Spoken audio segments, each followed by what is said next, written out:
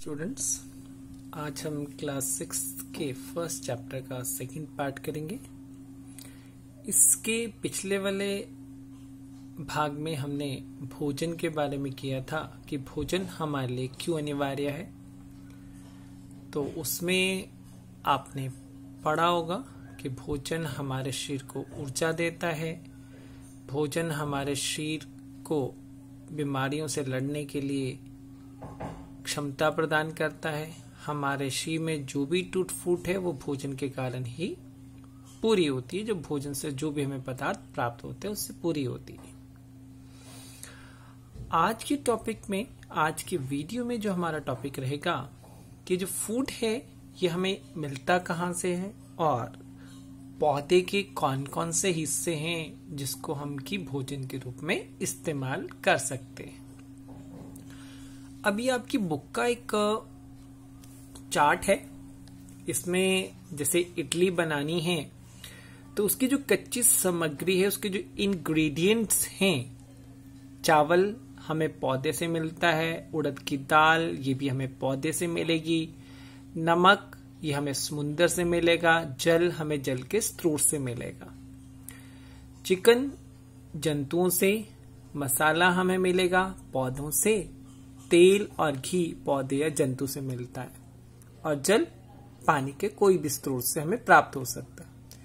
इसी तरह अगर खीर बनानी हो तो खीर में जो हमारी कच्ची सामग्री रहेगी, दूध, चावल, चीनी, दूध हमें जंतुओं से मिलेगा जैसे हमारी गाय भैंस हो गई, चावल हमें पौधे से मिलेंगे और इसमें डलने वाली चीनी ये हमें प्राप्त होती है गन्ने से, और गन्ना क्या है, वो एक पौधा है।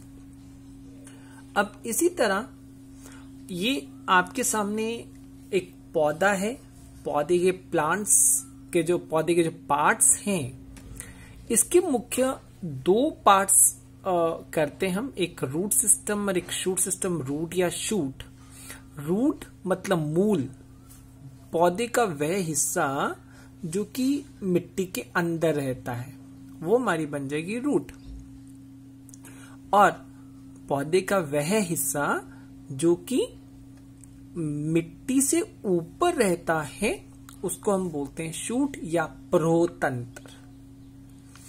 अब कई बार ऐसा भी है कि हमारे पास कई प्लांट्स ऐसे हैं, कई पौधे हैं ऐसे, उनकी जड़ें मिट्टी में हैं, लेकिन जड़ों के साथ साथ कई ऐसे भी हैं उनकी जो स्टेम और तना होगा वो भी जमीन के अंदर रह सकता है। उदाहरण के लिए अगर हम बात करें अदरक की, उदाहरण के लिए हम बात करें जिमीकंद की, तो वो भी एक तरह का तना है लेकिन वो जमीन के अंदर होता है।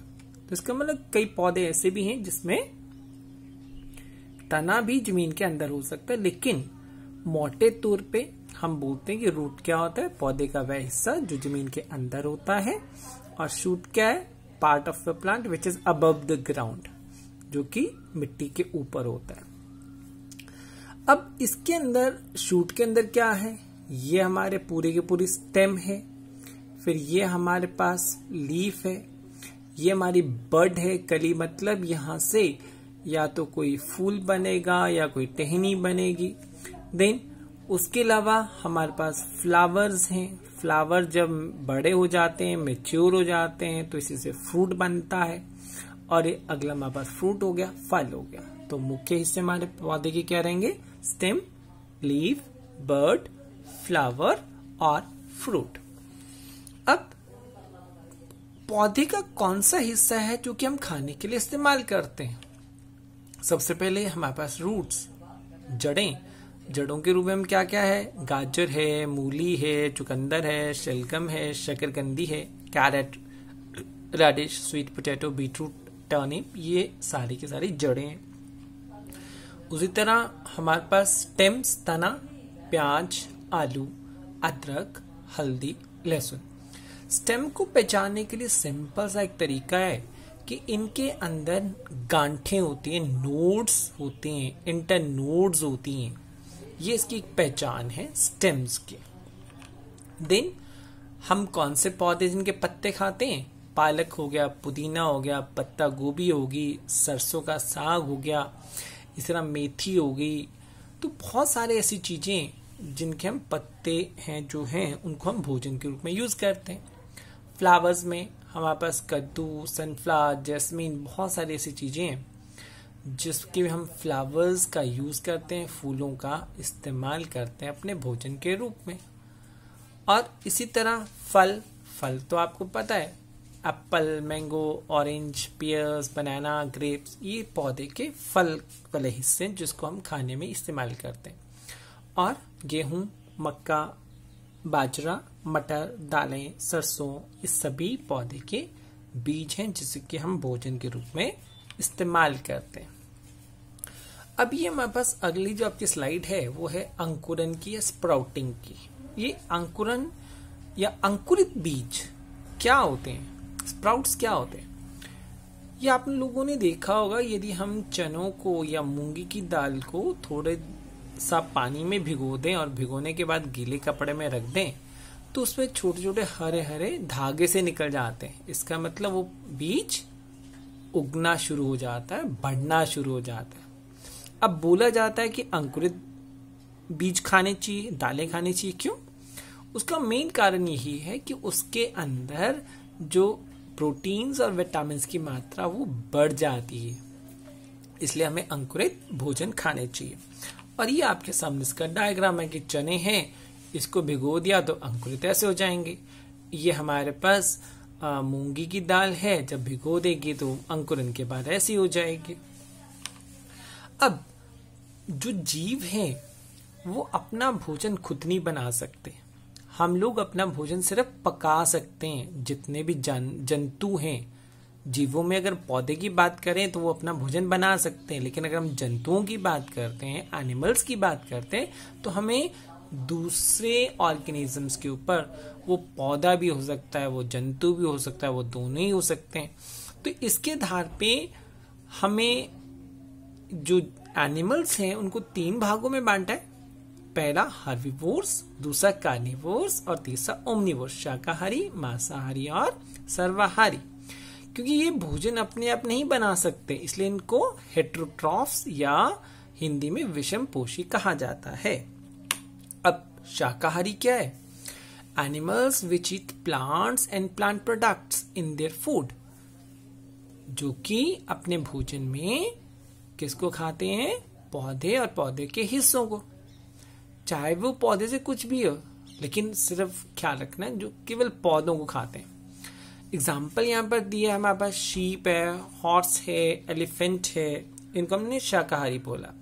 अब ये आपके सामने कुछ इमेजेस हैं, पिक्चर्स हैं, तो शायद अगर आप इसमें देखेंगे कि पांडा, एलिफेंट, हॉर्स, ज़ेब्रा, काऊ, ये सारे के सारे क्या है? शाकाहारी। अभी देखो यहाँ पे हाथी जो इतना शक्तिशाली है, घोड़ा जो कि बहुत तेज दौड़ता है, ये लेकिन फिर भी क्या ये शाकाहारी है।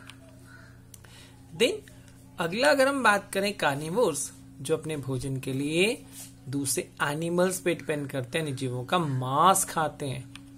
अब उदाहरण के लिए भी यहाँ पे आपके डायग्राम दिया हुआ है, चीता हो गया, शेर हो गया, लापड़ हो गया, बहुत सारे यहाँ पे जानवर जो आपको दिखाई दिए, यहाँ तक कि शार्क है और वुल्फ है, लोमड़ी है, ये सारे के सारे क्या हैं? मांसाहारी।